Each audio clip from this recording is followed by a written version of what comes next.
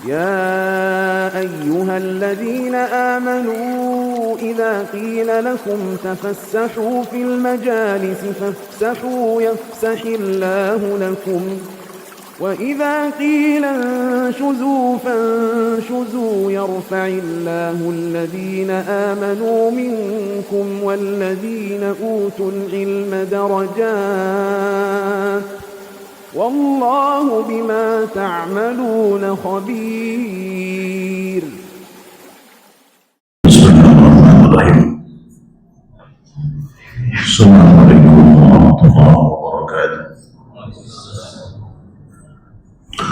الحمد لله نحمده ونستعينه ونستغفره ونعوذ بالله من شرور أنفسنا وسيئات أعمالنا من يهده الله فلا مضل له ومن يضلل فلا هادي له. أشهد أن لا إله إلا الله وحده لا شريك له وأشهد أن محمدا عبده ورسوله لا نبي بعده.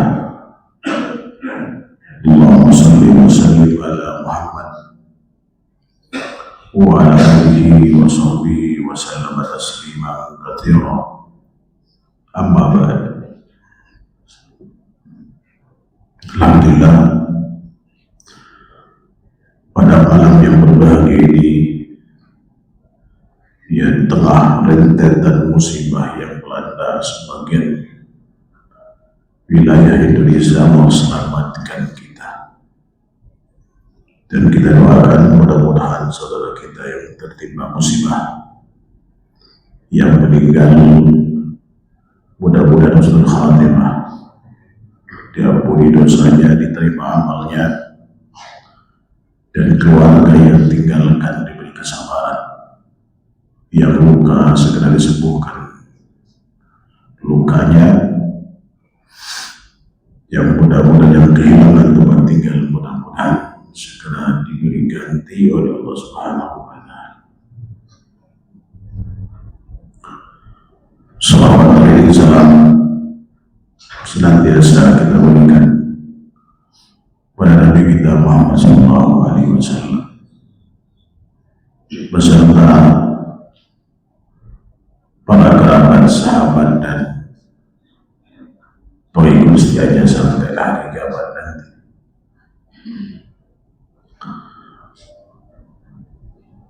Insyaallah pada malam ini kita akan bahas tafsir surah At-Tariq yang terdiri dari 17 ayat.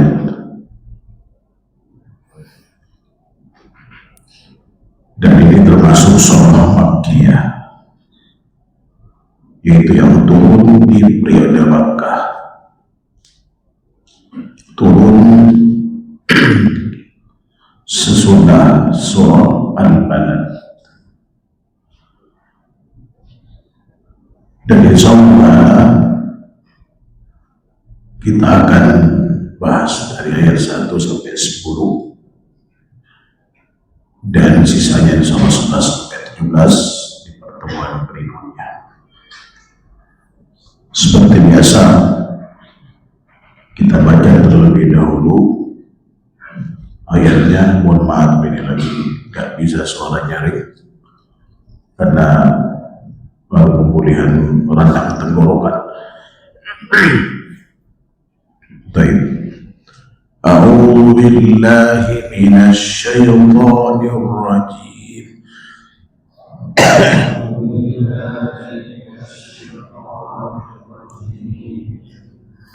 Bismillahirrahmanirrahim.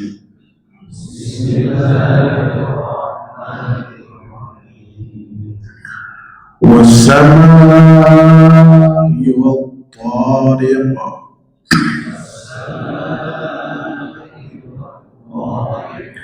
Wa ma adraka ma-t-tariq.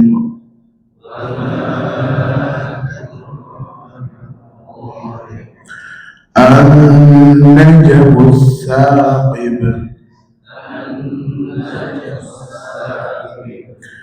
إن كل نفس لما عليها حافظ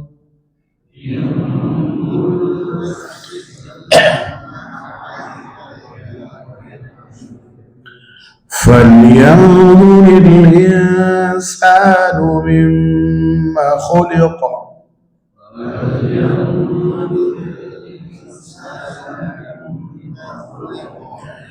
خلق من ماء دافق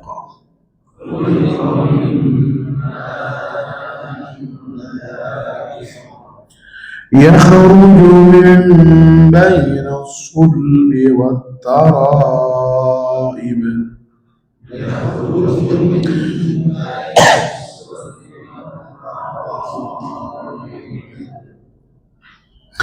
إنه على رجعه لقادر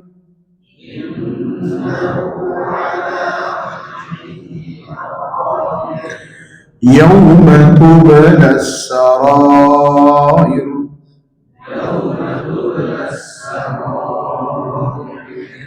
فما له من قوة ولا ناصر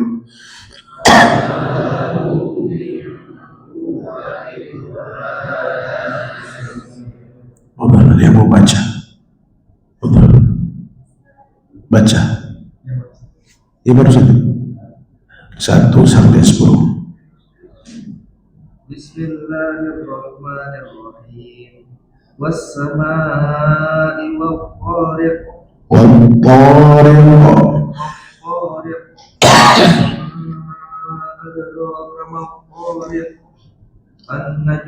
النجم الثاقب إن كل نفس لما عليها حافظ فلينظر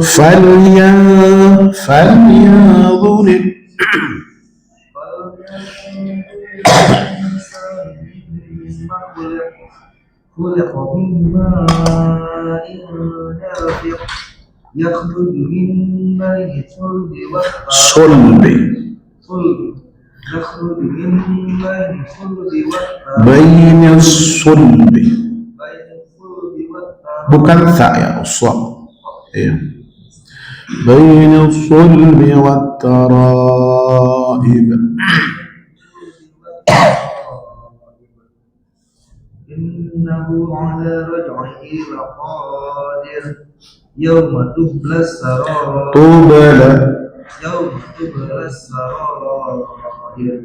فما له من قوة ولا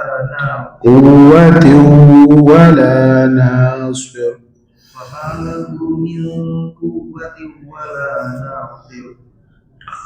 lagi membaca coba betul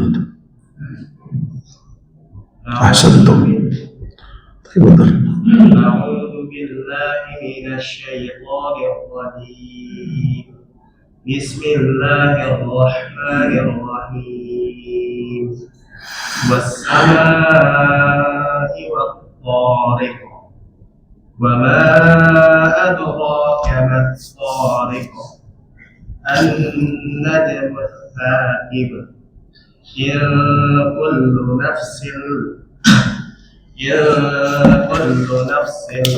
لما عليها حافظ فلينظر الإنسان مما خلق من ماء دافق يخرج من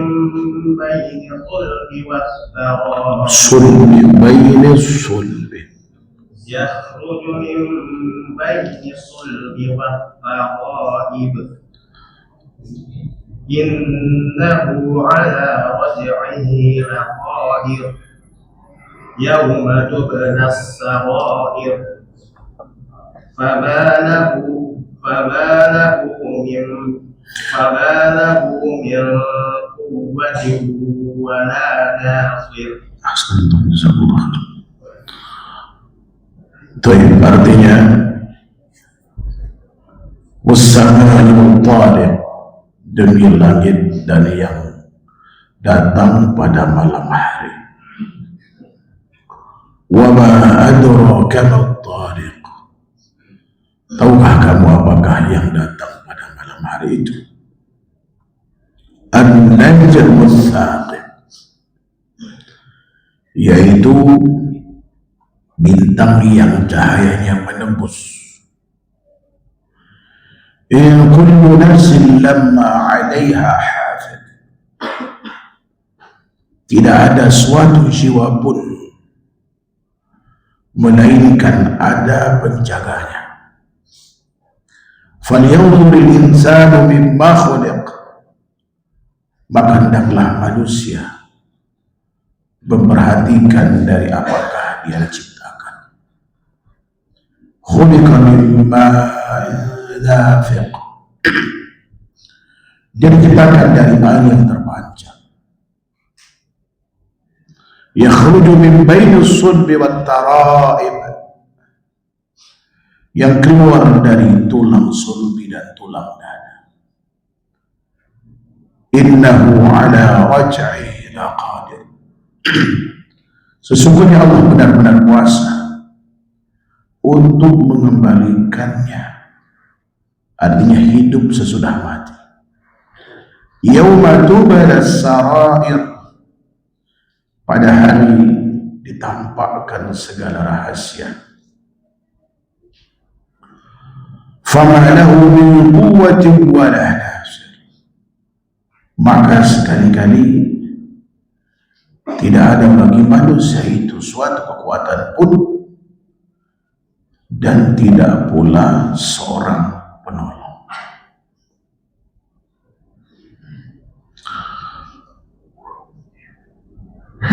Imam Ahmad rahimahullah ta'ala sebagaimana diceritakan oleh putranya beliau Abdullah, beliau meriwayatkan hadis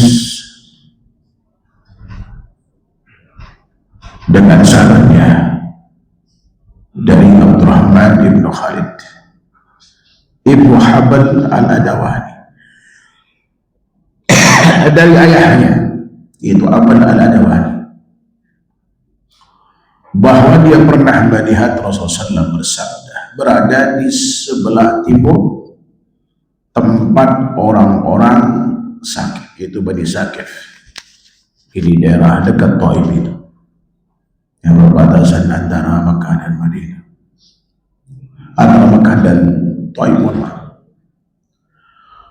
Beliau sedang berdiri dengan pegang busur atau sebuah tongkat saat beliau datang kepada mereka untuk meminta bantuan dari mereka, dari Bani Thaqib. Dan yang mendengar, jadi Abu Habal Adawani ini mendengar Rasulullah SAW membaca surah At-Tariq hingga hatam.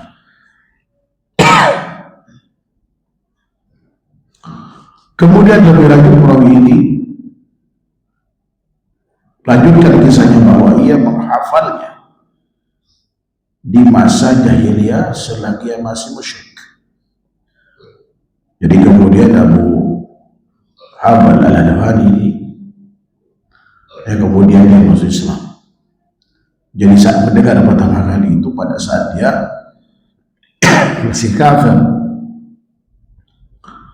dan dia menghafal ayat itu luar biasa. Jadi orang Arab itu punya kekuatan ingatan yang luar biasa. Ya kan? Bayangkan sekali baca hafal.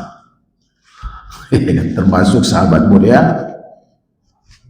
siapa namanya, Zaid bin Thabit. Itu luar biasa beliau. Sekali dengar hafal. Ya kan? Dari tradisi mereka, karena dulu umumnya mereka itu tidak bisa baca, tidak bisa tulis, maka mengandalkan ingatan. Ya kan? Dan masih ada orang-orang seperti itu sampai sekarang. Nah, kemudian ia membacanya setelah masuk Islam. Kemudian orang-orang Thaqif memanggilnya dan bertanya, apa yang telah kau dengar dari laki-laki? Artinya dari Nabi Muhammad SAW. Lalu ia membacakan surah yang telah didengar, surah At-Tariq yang didengar dari beliau kepada mereka. Kemudian orang-orang Quraisy yang ada bersama orang-orang Thaqif berkata, kami lebih mengetahui tentang orang kami, yang dimaksud tentang Rasulullah SAW, karena dari suku mereka, walaupun sebagian besar mereka saat itu belum masuk Islam.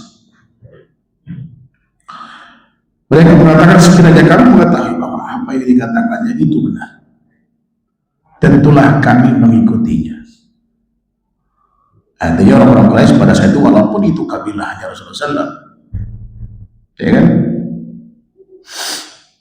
Karena mereka tidak beriman, mereka pun tidak mempercayai apa yang dibacakan oleh Rasulullah SAW. Artinya kalian jangan percaya, kami aja yang satu kabilah dengan dia nggak percaya, masa kalian percaya? Kira-kira seperti itu. Ini artinya bahwa ketika ada kebenaran, ya kan, yang disampaikan, kalau memang orang itu sudah tertutup hatinya, banyak cara bagi mereka untuk menghalangi orang lain mendengar kebenaran itu, ya kan? Dan banyak cerita terkait dengan ini, bagaimana upaya orang-orang pembesar kafir Quraisy itu untuk menghalangi masyarakatnya, ya kan, dari Rasulullah SAW. Tetapi karena ketajaman naluri mereka, bahasa mereka yang luar biasa, ya kan, canggih pada saat itu, dan di puncak kejayaan bahasa Arab. Jadi menurut Profesor Dr. Uwaid Petrovi rahimahullah ta'ala, salah seorang dosen saya pernah tanya beliau berapa usia, karena beliau termasuk pakar sejarah, berapa usia bahasa Arab di saat Quran diturunkan. Perkiraan beliau, kata beliau, sekitar 3000 tahun. Dan bahasa Arab itu aslinya gabungan dari dua bahasa, yaitu bahasa Aramaik dan bahasa Ibrani. Dan bahasa ini masih ada. Aramaik itu ada di era Ethiopia, kosakatanya sama, hampir mirip dengan Arab, tapi maknanya beda. Saya punya kawan dari Ethiopia. Yang kedua dari bahasa Ibrani yang dipakai orang Israel sekarang itu, Hebrew istilah mereka, ya kan? Itu muasal dari bahasa Arab ini. Dan di puncak kejadian itulah turun Al-Quran, dan sangat mudah bagi mereka untuk memahami Al-Quran pada saat itu. Makanya tidak bisa dihalangi, antusias mereka itu sangat tinggi, ya, ingin mendengar Al-Quran. Jangankan yang awamnya Abu Jahal dan Abu Sufyan, bagaimana, ya kan, mereka tiap malam itu ngintip Rasulullah apa yang lakukan dan apa yang dibaca ketika di sekitaran Ka'bah, ya kan. Keesokan harinya dipersatukan, dipertemukan di persimpangan jalan, mereka saling memperingatkan, kamu dari mana, kamu sendiri dari mana. Padahal keduanya, ya kan, rindu dengan ayat-ayat yang dibaca itu. Tapi kena kesombongan, ya kan, sehingga kemudian mereka tidak, ya kan, mau menerima kebenaran, kecuali Abu Sufyan pada akhirnya masuk Islam. Abu Jahal sampai akhir ayatnya, sampai dia wafat di perang Badar itu, ya kan, mati dalam keadaan syirik. Padahal manusia ini jenius. Abu Jahal itu manusia jenius. Ya, dibilang Abu Jahal ya karena ya, dia tidak mau mengenal Allah Subhanahu wa Ta'ala. Ya, kunyah aslinya sebetulnya adalah Abul Hakam.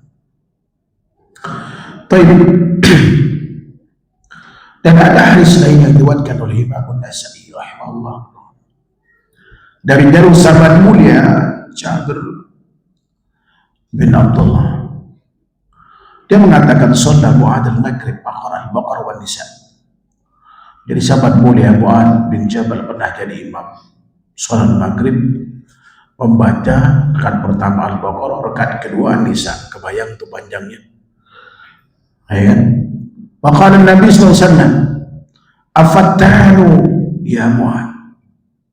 Rasulullah bersabda, apakah engkau orang yang suka menimbulkan fitnah? Ya kan, ada orang yang sampai keluar, ya kan, dari sop itu karena saking lamanya ini.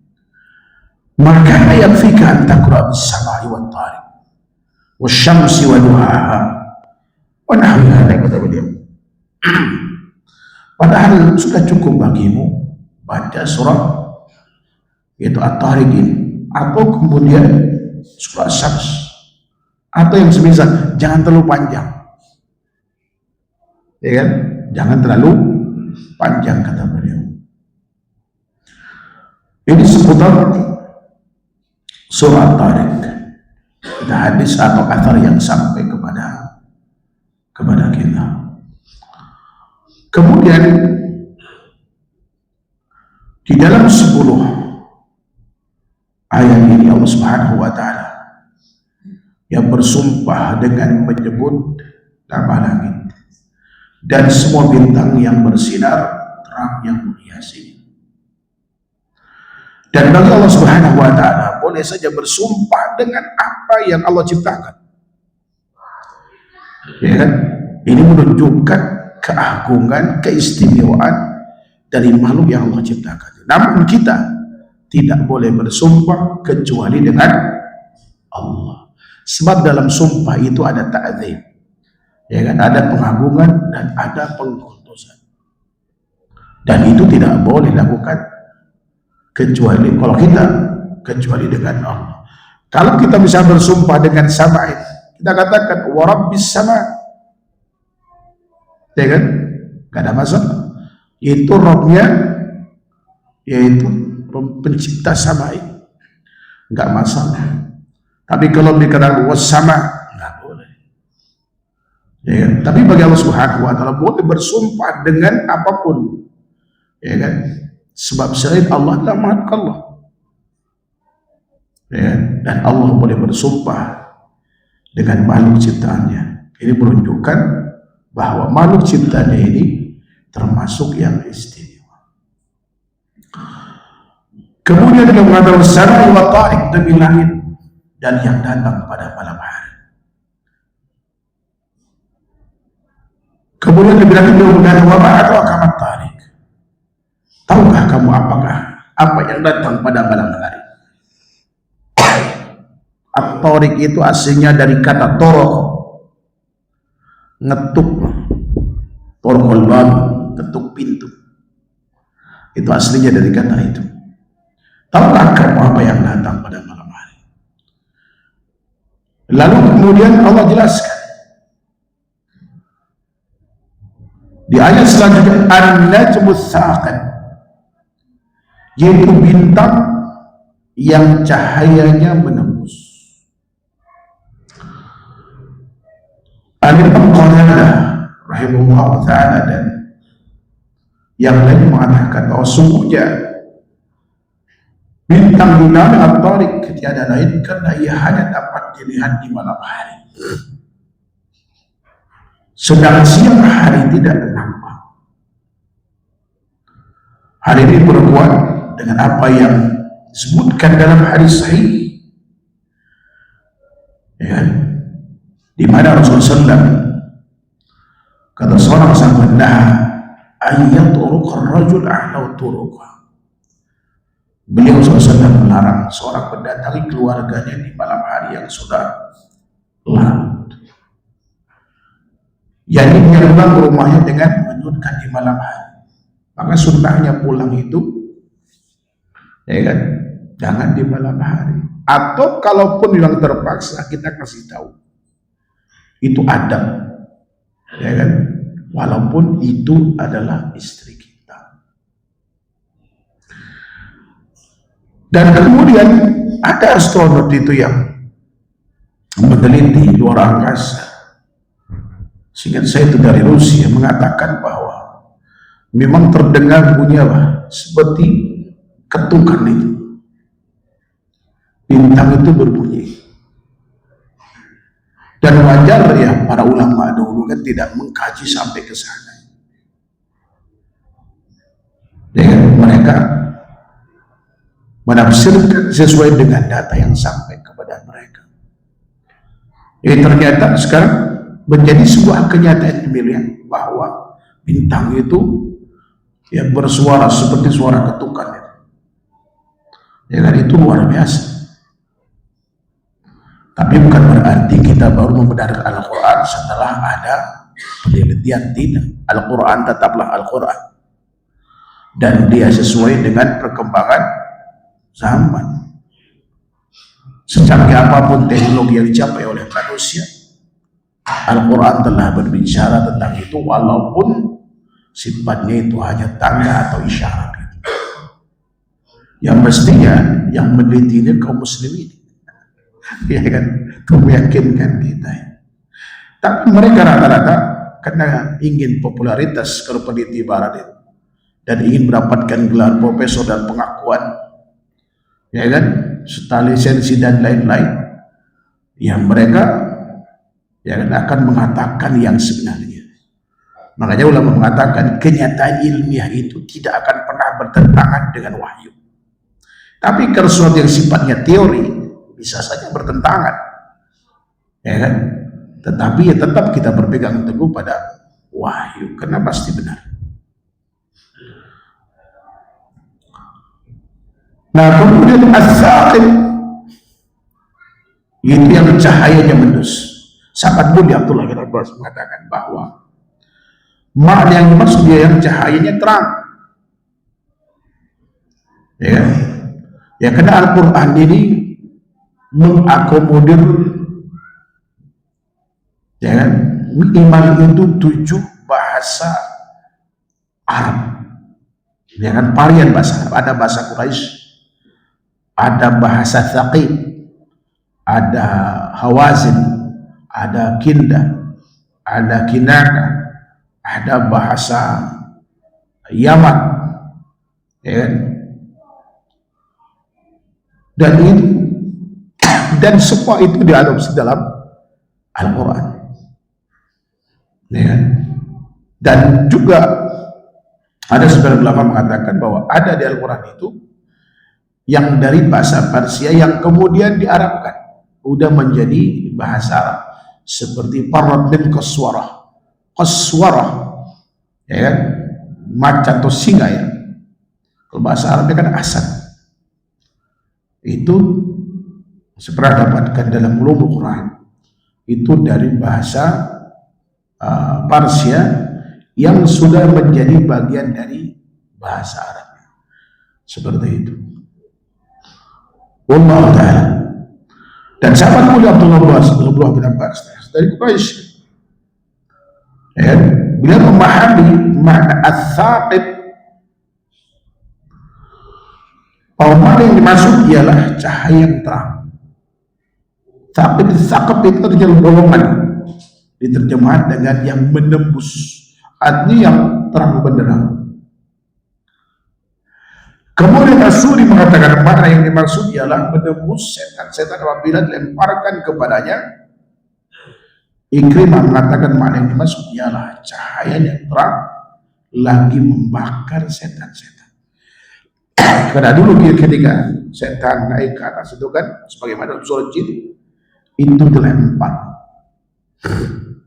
ketika ingin mencuri, ya kan, pendengaran ya dari Allah Subhanahu wa ta'ala, dan kemudian ditutup Allah Subhanahu wa ta'ala, dijaga oleh para malaikat, ya kan, dan dilempar dengan batu-batu.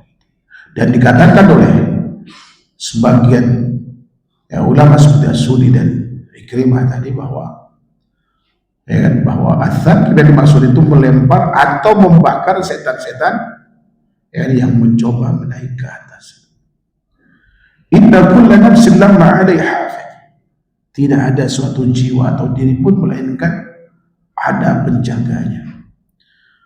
Itu sesungguhnya pada tiap diri terdapat malaikat yang menjaga, ditugaskan Allah Subhanahu wa taala. Sebagaimana firman Allah Subhanahu wa taala, "Ma yalfidu min qawlin ladayhi raqibun atid." Tidak ada ucapan yang keluar dari kita kecuali di situ ada raqib dan atid yang mencatat. Ketika kita sholat, di situ ada malaikat juga di sebelah kanan kita yang mencatat, memantau sholat kita sempurna atau tidaknya, sebagaimana riwayat Imam Darimi dan juga Abu Dawud, gitu kan. Jadi memang kita ini hidup dalam pemantauan Allah Subhanahu wa taala, dan juga melalui malaikat yang ditugasi oleh Allah Subhanahu wa taala untuk menjaga kita. Ini artinya kita juga harus hati-hati. Dan kita merasa tidak ada yang memantau kita, nggak ada CCTV yang menyorot kita, nggak ada manusia yang melihat, ya kan? Pastikan di situ, ya kan, kita dalam pantauan Allah Subhanahu wa taala. Ya, dan juga dalam pantauan malaikat yang ditugasi untuk memantau kita. Kemudian dalam ayat lain yang semakna dengan ayat ini, kata Imam Ibnu Katsir rahimahullah, lahu mu'aqibatun min bayni yadihi wa min khalfihi yahfazunahu min amrillah. Bagi manusia ada malaikat-malaikat yang selalu mengikutinya, yang bergiliran di muka dan di belakang. Mereka menjaga atas perintah Allah Subhanahu wa taala. Bahkan Imam Ibnu Katsir mengatakan, ya, di antara tugas malaikat itu melindunginya dari berbagai bencana dan penyakit. Ya, mungkin kita lihat, misalnya ada bencana, orang yang mesti meninggal tidak meninggal. Ya, contoh misalkan kasus di Bantul dulu ketika gempa besar, ada satu keluarga yang seluruh keluarganya itu meninggal, kecuali anak bayi nyangkut di atas pohon. Menurut logika yang mesti meninggal kan dia nggak bisa ngapa-ngapain kan? Ayah, ibu lari, kakak lari, tapi semua meninggal, kecuali anak itu nyangkut di pohon. Kemudian ada, saya dapatkan fotonya itu, rumahnya hancur dan ibu itu sedang menyusui anaknya di runtuhan rumahnya. Ibunya meninggal, anaknya beberapa hari masih hidup, masih netek ke ibunya. Subhanallah, ini penjagaan Allah Subhanahu wa taala. Ya. Atau kemudian orang yang ketabrak, Allah selamatkan. Banyak cara bagi Allah Subhanahu wa taala, ya, memberikan perlindungan, ya, pada hamba-hambanya. Falyanzuril insanu mimma khalaq. Maka hendaklah manusia memperhatikan dari apakah dia ciptakan. Siapapun kita, ya, apapun keturunan kita, apapun status sosial kita sekarang, gelar akademik yang kita miliki, kelas ekonomi kita, semua berawal dari apa? Setetes sperma, ya kan, yang ketemu dengan sel telur lalu dibuahi dan menempel di uterus, ya kan, berlangsung, ya kan, kurang lebih sampai apa, 9 bulan lebih kemudian kita lahir. Dan Rasulullah merincikan proses penciptaan manusia dalam sebuah hadis riwayat Imam Bukhari dan Abdullah bin Mas'ud, inna ahadakum yujma'u khalquhu fi batni ummihi 40 yawman nutfatan summa yakunu 'alaqatan mithla dhalik summa yakunu mudghatan mithla dhalik falyursal ilayhi al-malak fayunfa fihi ar-ruh fayumar bi 4 kalimat bil kalbi a'malihi wa rizqi wa ajali syaqiyun am sa'id, kata beliau.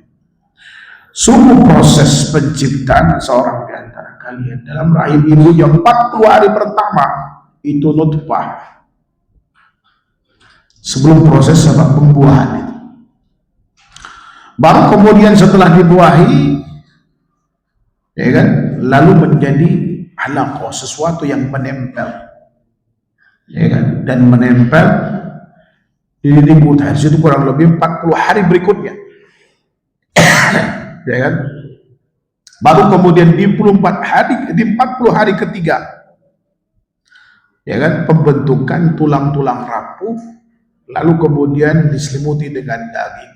Maka sempurnalah penciptaan manusia utuhnya. Saya pernah melihat kakak saya ketika keguguran hampir 4 bulan, itu transparan, semua udah terjadi, udah terbentuk, kecil seperti ini, anaknya itu kecil banget, ya kan, transparan, semua isi udah jadi, ya kan, matanya dalam kaki sudah ada, tapi qadarullah keguguran. Saat itu Allah mengutus malaikat untuk meniupkan ruh, lalu menentukan takdir kita, takdir global kita yang akan kita jalani seumur hidup, amal yang akan kita lakukan, rizki, usia, dan akhir dari sebuah perjalanan hidup kita. Syaqiyun am sa'id, bahagia atau sengsara, sul khatimah atau sul khatimah, telah ditentukan Allah Subhanahu wa taala. Lalu ketika kita lahir, kita disuruh ikhtiar. Ya, alhamdulillah kalau kita dilahirkan di keluarga muslim, artinya agak sedikit terselamatkan. Walau mungkin agama kita, fitrah kita itu akan tercemari mungkin pemahaman yang keliru dari kedua orang tua kita. Kalau yang kafir tentu Yahudi akan jadi Yahudi, Nasrani, sebagaimana hadis Nabi SAW, "Ba'bi mauludin illa wa yuladu 'alal fitrah, fa abawahu yuhawidani aw yunassirani aw yumazzisani." Ya kan, setiap anak dilahirkan dalam keadaan fitrah, yaitu dalam keadaan Islam, maka orang tuanya yang buat Yahudi, Nasrani, dan Majusi.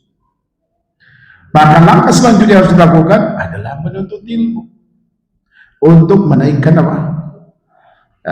ilmu kita, sehingga kita bisa mengoreksi kesalahan yang kita dapatkan dari orang tua kita. Ya alhamdulillah kalau orang tua kita ngerti sunnah, ya sebagaimana anak kita sekarang alhamdulillah mungkin tidak terkontaminasi dengan bid'ah, tapi bisa terjadi kemudian ketika sekolah yang tidak tepat, atau sekolahnya bagus, rumahnya bagus, lingkungannya tidak mendukung, ya kan, karena inilah yang mempengaruhi perkembangan anak. Maka kita sebagai orang tua harus memberikan perlindungan opportunity terhadap pergaulan anak itu. Ya, baik lingkungan terkecil kita di rumah kita, kemudian juga di sekolah ataupun lingkungan di mana kita tinggal. Yang terbaik itu kalau tinggal dekat masjid dan di komunitas mayoritas sunnah, sehingga saling mengawasi. Ya kan? Kalau tinggal di komplek yang orang nggak ngerti sunnah, ya kan, mau melakukan apapun anak kita dibiarin, ya kan. Kemudian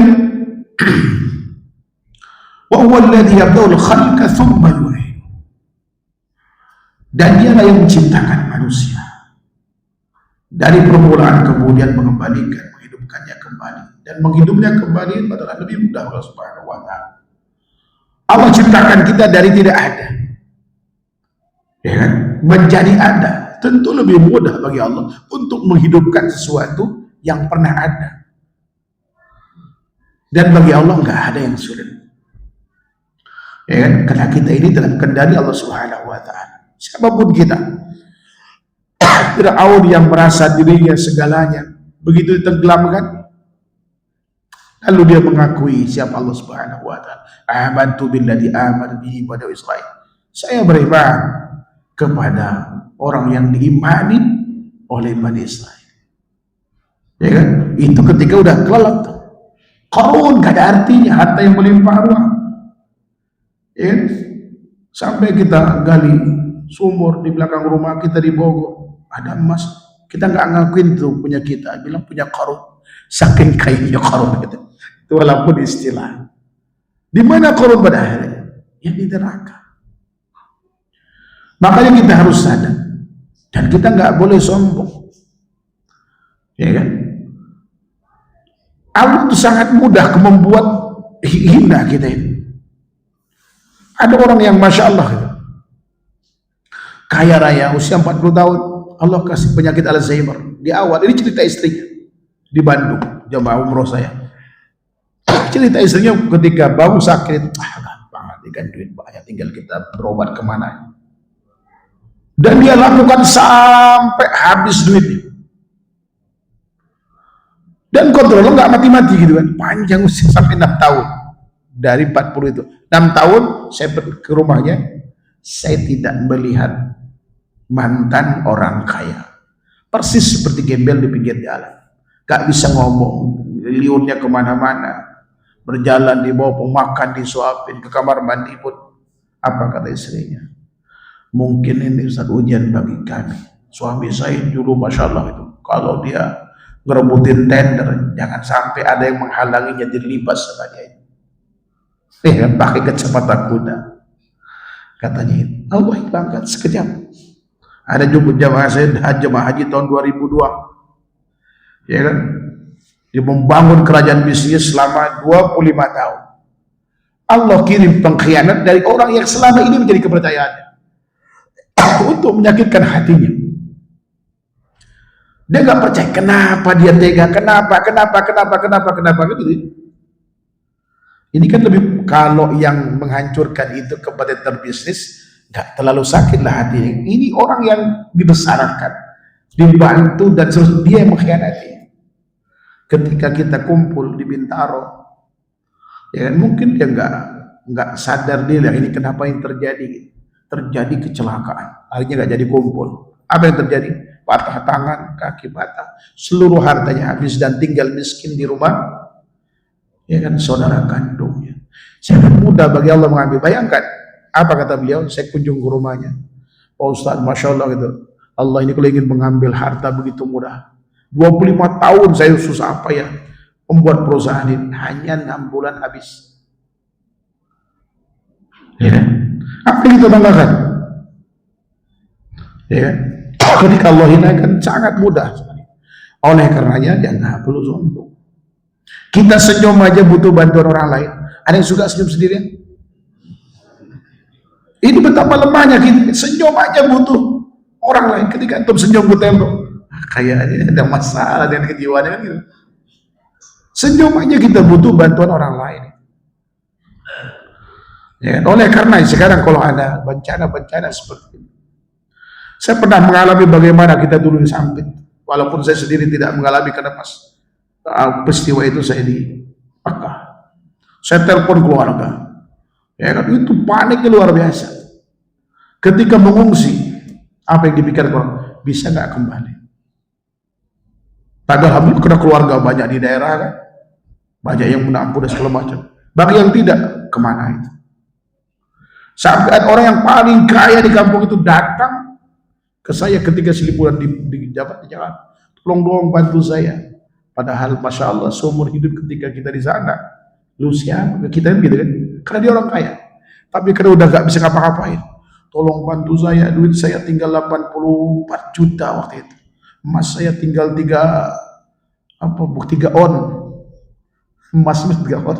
Kan udah pikir kalau orang kaya mikir, ini kalau bertangkir makan doang, kalau gak ada penambahan dari mana? Tolong cari kerja buat anak, tolong ini, tolong ini, tolong ini. Ya saya nggak mikir panjang, saya carikan kerjaan buat anak-anaknya. Alhamdulillah sejak itu dia baik. Tapi begitu kemudian kembali, lupa lagi Pak. Ya kan, lupa lagi dia. Tapi paling tidak ada komunikasi udah baik. Itulah manusia. Ada saatnya kita di atas, ada saatnya kita di bawah. Bahkan ada jamaah masalah dulu kita bantu waktu saya awal datang ke Indonesia. Orang ini Masya Allah baik sekali. Dan sampai akhirnya kemudian beliau jatuh miskin. Makan pun saya takut dari jamaah Ustaz. Ini sekarang beliau nggak ada kerjaan. Ya kan? Saya datang malam, saya bawa makanan, saya kasih ini. Dia menangis. Ustaz kau tahu dari siapa? Karena mungkin malu dia gitu kan. Karena rumahnya masih besar Pak. Rumahnya itu kalau orang mau ngasih ke dia, nggak percaya. Ya kan, hampir mirip-mirip rumah di sini. Maka mungkin lebih bagus gitu, mewah sekali rumahnya itu. Mobil udah nggak ada. Saya datang dia nangis. Antum tahu dari mana? Enggak usah tanya siapa yang ngasih tahu. Yang jelas anak tahu antum butuh sekarang. Baru dia nangis cerita itu. Kenapa? Dia tipu juga sama kawannya. Ya kan? Itulah manusia. Atau ada kemudian yang istrinya pacaran berzina sama orang lain, hartanya semua diambil. Bagaimana itu? Sangat mudah. Bahkan ada perempuan kaya, seluruh hartanya di atas nama orang suaminya, habis ditinggalin. Sangat mudah sekali. Ya. Oleh karenanya, ya kalau ada donasi nih buat Aceh, buat segala macam, kirim. Kita nggak tahu, jangan pernah merasa alhamdulillah kita aman di Bogor. Saya dengar Bogor ini sekarang gunung-gunungnya itu aktif, Pak. Mungkin banjir tidak, tiba-tiba satu aja nyapa meledak, batuk gitu, ya kan? Bisa nyampe ke Yasmin, karena lebih dekat Yasmin. Saya masih Cibinong. Kita nggak tahu, Pak. Nggak ada yang aman di dunia ini, nggak ada yang aman. Dulu orang berpikir, kenapa orang buat rumah di pinggir pantai? Karena kalau di gunung takut meletus, di bawahnya takut longsor. Pinggir ke pantai, begitu ada tsunami pertama kali itu, ya kan? Nggak ada yang aman. Mau kemana kita sekarang? Bahkan prediksi para ilmuwan di tahun 2056, beberapa puluhan wilayah Indonesia akan tenggelam. Ya kan? Bisa jadi juga itu nanti memang sengaja proses penghilangan manusia, karena diperkirakan manusia ini udah overload katanya, kata orang-orang Zionis itu. Ya kan? Orang-orang City of London pengennya itu dunianya hanya dihuni idealnya 500 juta orang, sementara sekarang 7 miliar. Berarti yang harus dihilangkan 6,5. Bisa melalui, mohon maaf ini, obat. Itu dikatakan Dr. Derek Kigren tahun 2009. Bisa juga melalui percobaan nuklir yang ditaruh di dalam laut, ya kan? Konon itu bisa sampai 500 meter ledakan itu. Jadi kalau ditaruh di Pulau Jawa sini, Kalimantan tenggelam, Pak. Bisa jadi cara itu. Tapi bagi kita nggak usah takut, karena kapanpun kita bakal mati. Yang paling penting itu kita persiapkan ketakwaan, agar dalam situasi ada apapun, kemudian kita mati dalam keadaan husnul khatimah. Itu yang kita harapkan. Ada? Hah? 3 menit lagi itu ya. Kemudian lebih lanjut, Allah katakan khuliqa min ma'in dafiq. Dia diciptakan dari air yang terpancar, yaitu air mani yang dipancarkan dari orang laki-laki bertemu dengan indung telur, dengan sel telur wanita, maka terjadilah anak dari percampuran keduanya dengan izin Allah. Ada yang laki anak itu, ada yang perempuan, ya kan? Ada yang laki aja, perempuan saja, kan itu kita punya anak. Tapi di akhir zaman nanti jumlah perempuan lebih dominan, 40-50. Dan sekarang dunia ini udah 1:8. 1 laki, 8 perempuan. Dan saya dapatkan dari ikhwan yang sekarang sedang doktoral di Madinah, dari kawannya, penelitian di barat menyimpulkan bahwa kromosom yang membentuk jenis kelamin laki-laki, ya kan, sekarang sudah menipis di seluruh dunia. Artinya tahun-tahun ke depan ini jumlah laki-laki semakin sedikit. Hati-hati antum jadi rebutan cewek, ya kan? Saya sarankan kalau antum yang punya anak cewek, termasuk saya aja, ya kan, jangan tunda-tunda nikah. Banyak ibu-ibu yang nangis itu minta carikan ke saya. Di sini masih tinggal 795 orang lagi. Antum belum nikah belum? Udah. Antum kenapa? Ya kan? Kalau alasannya uang, ayo kita urunan supaya beliau nikah. Serius nih. Biar tahu dunia bagi beliau tuh gelap sekarang itu.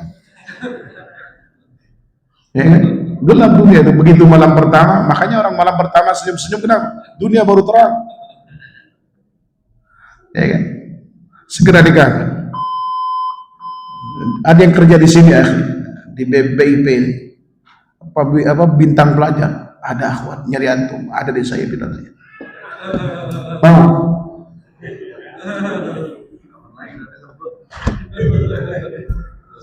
Baik, wallahu a'lam. Betul ada.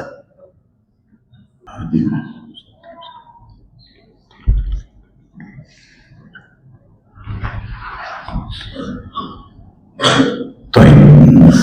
Kemudian lebih lanjut Allah Subhanahu wa taala berfirman, yahruju min baini sulbi wat tara'ib, yang keluar dari antara tulang sumbi dan tulang dada, yakni dari sumbi laki-laki dan tulang dada wanita.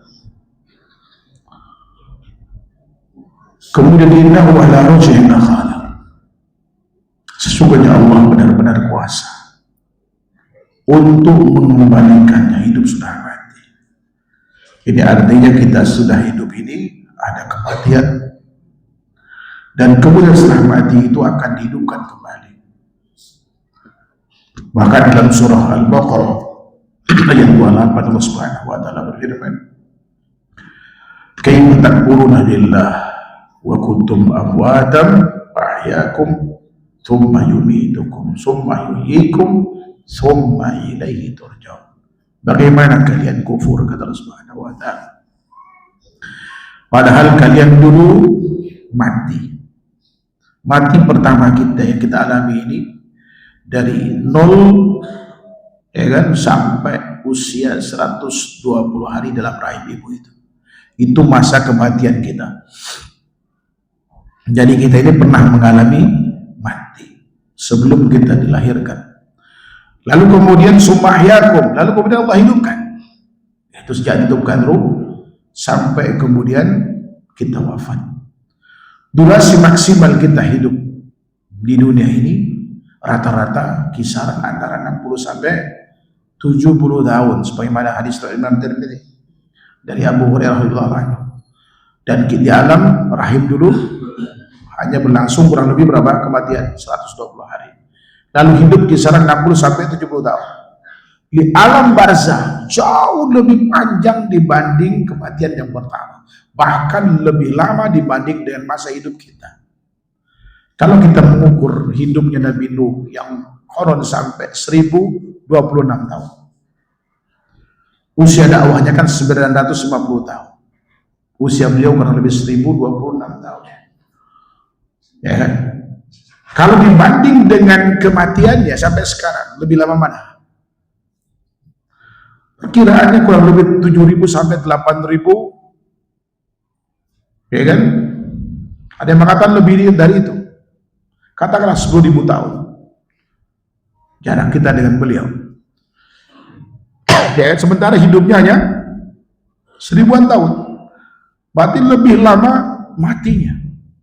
Bayangkan kalau ya kan kiamat itu masih jauh, dan kemudian posisi kita di alam barzah cuma satu di antara dua tempat, lubang api neraka atau taman surga. Setelah itu kemudian akan dihidupkan kembali kita.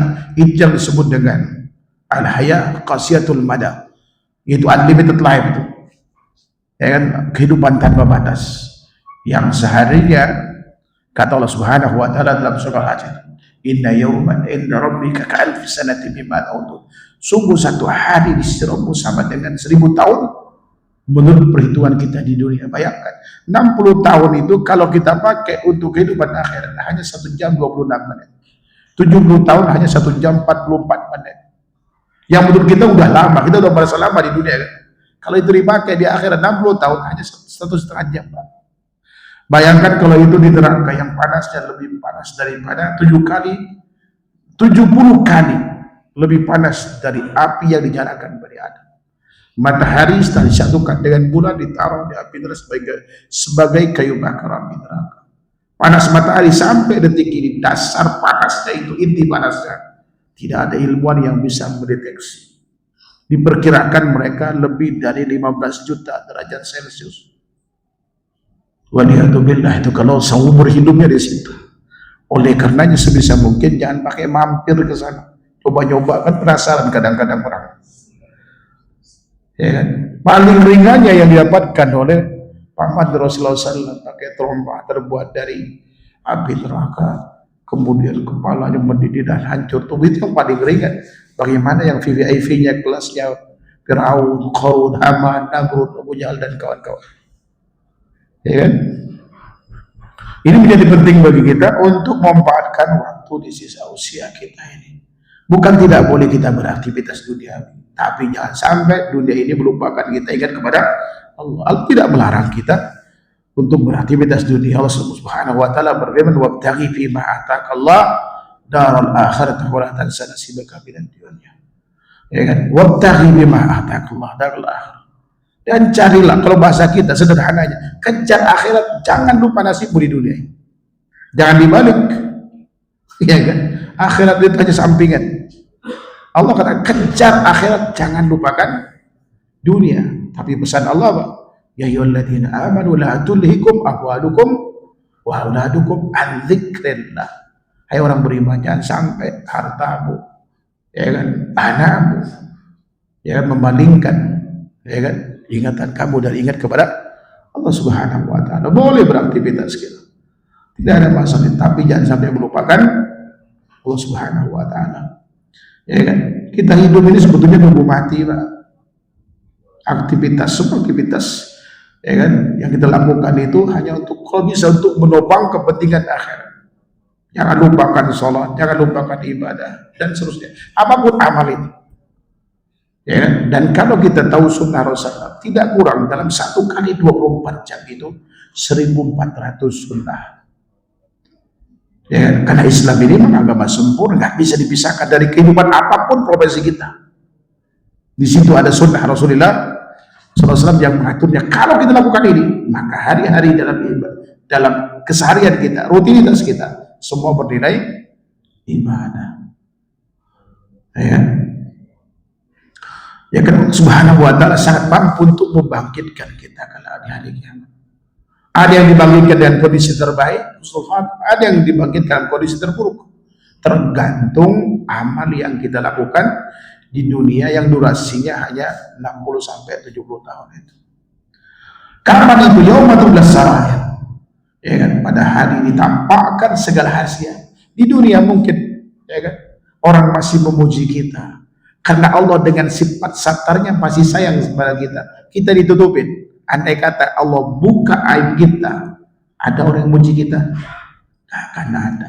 Istri pun mungkin tidak akan taat pada kita, tidak akan menghargai kita. Andai kata aib itu dibuka, makanya Allah tutup. Ya, tapi ada orang yang bodoh, mengumbar aib sampai di medsos, itu kan ada. Sebagai status pada Allah telah tutupi aibnya gitu kan. Orang semacam ini tidak dimaafkan Allah Subhanahu wa ta'ala. Yang bangga dengan kemaksiatan yang dilakukan, Allah telah menutup. Andai kata Allah juga menjadikan dosa-dosa kita, kesalahan kita beraroma, udah sebusuk apa bau kita. Andai kata diwujudkan, mungkin lebih tinggi dari Mount Everest. Tapi Allah dengan sifat kasih sayangnya, dengan satarnya, menutupi aib-aib kita itu. Tapi nanti di akhirat nggak ada lagi yang namanya orang bisa, ya kan, berpura semua Allah ungkapannya. Bumi tadi dibaca ayatnya itu, ya kan, bumi itu nanti akan menjadi saksi bagi kita apa yang dilakukan, jam berapa, detik berapa, apa yang dilakukan, kemudian akan diungkapkan nanti, ya kan, di akhirat itu akan diungkapkan semua. Mulut dipatri, yang bicara tangan kaki. Ketika kita protes, ya kan, anggota badan kita mengatakan antaqana alladzi antaqa kulla syai'. Ya kan, yang membuat kami bisa bicara adalah Allah yang bisa membuat segala sesuatu bicara. Ya, Nabi Isa saja di bayi bisa ngomong kan? Sangat mudah bagi Allah Subhanahu wa ta'ala. Ya.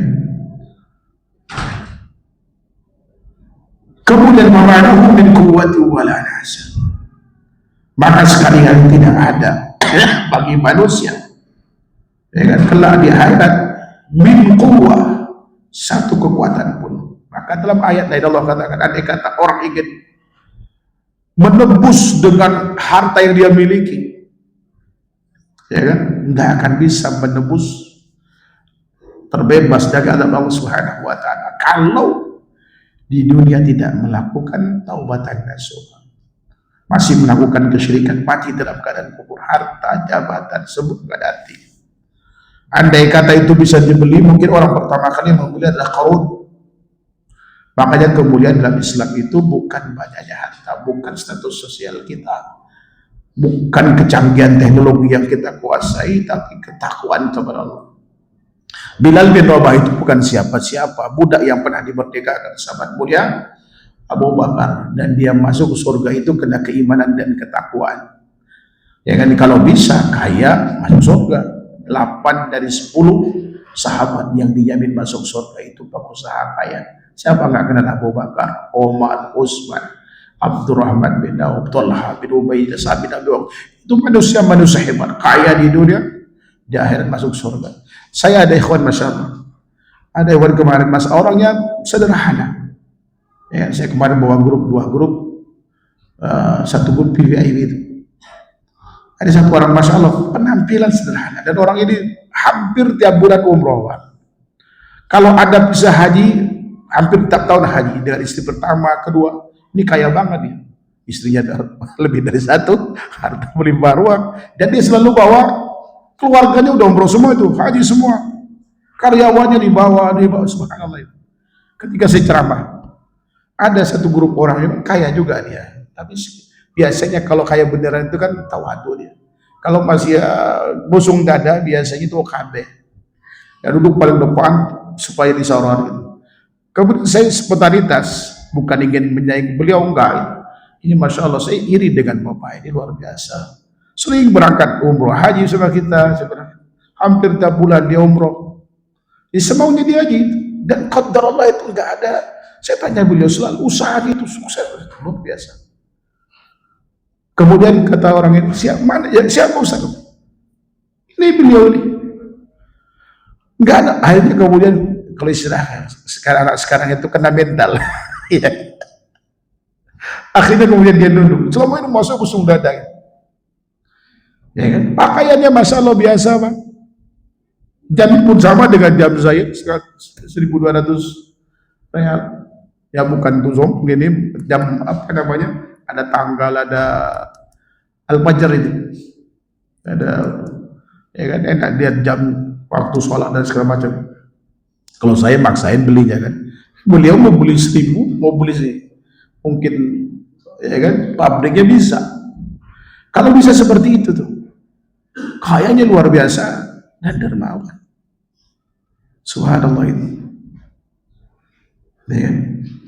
Dan mudah-mudahan, ya kan, kita seperti ya para sahabat, kaya masuk surga. Karena di akhirat nanti nggak ada yang bisa menyelamatkan kita kecuali amal, yang dengan amal itu kita bisa menjemput rahmat, baru bisa menjadi benteng dari api neraka, ya kan, kemudian masuk surga. Nggak ada yang bisa menolong kita, ma'lahu min quwwati wala nasir. Nggak ada yang bisa menolong. Anak yang kita banggakan, yang S1, S-teler gitu ya, nggak bisa bangga, yang bisa menyelamatkan kita kalau mereka tidak apa, wa niyadzubillah, misalkan seperti anaknya Nabi Nuh alaihissalam, ya kan? Istri nggak bisa menyelamatkan juga kalau beda agama, dari seperti Qarun dengan Fir'aun dengan Asia. Ya sebagaimana Rasulullah juga tidak bisa menyelamatkan ayah dan ibunya, ya kan? Karena ayahmu dan ayahku di neraka. Bahkan ketika beliau berdoa kepada Allah, ya kan, untuk kesahabatan ibunya, ya, Allah larang. Tapi kemudian diizinkan untuk apa? Untuk menziarah. Ini Rasulullah SAW. Bagaimana kita? Ya karenanya sesisa apapun, ya kan, usia kita manfaatkan, ya kan, untuk kebaikan kita. Dan itu pesan Allah Subhanahu wa taala, wa'bud rabbaka hatta ya'tiyakal yaqin. Dan ibadahilah Rabbmu sampai ajal menjemputmu. Wallahu ta'ala alam. Wa sallallahu Muhammad wa ala alihi wasallam. Subhanallahumma wa bihamdika asyhadu an la ilaha illa anta astaghfiruka wa atubu ilaik. Assalamualaikum warahmatullahi wabarakatuh.